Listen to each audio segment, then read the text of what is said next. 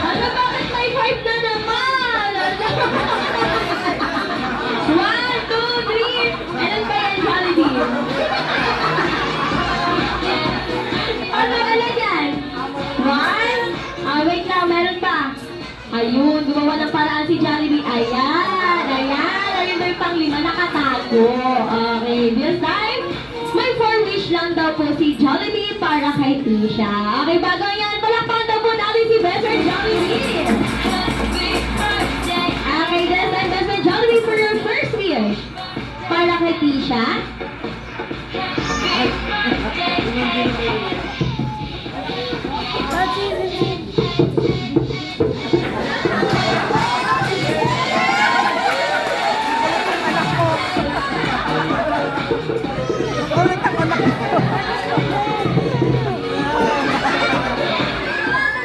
Tuwan-tuwa.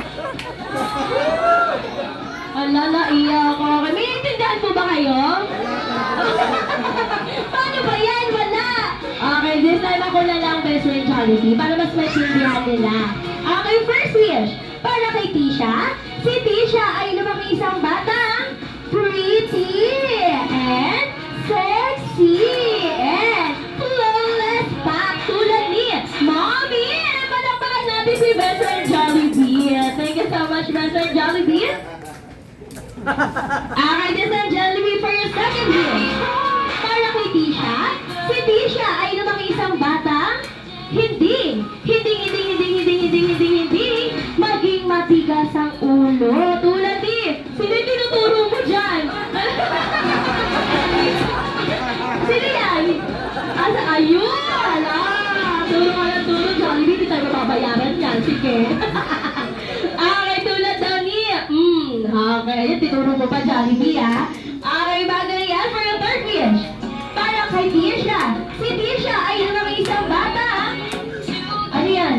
Mapera at mapagbigay sa kapwa tulad ni Mommy at ni Daddy. At mapagbigay kay kanino?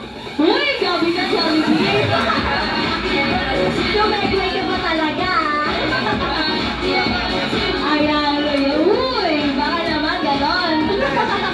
Okay, this time for your last wish, Jollibee.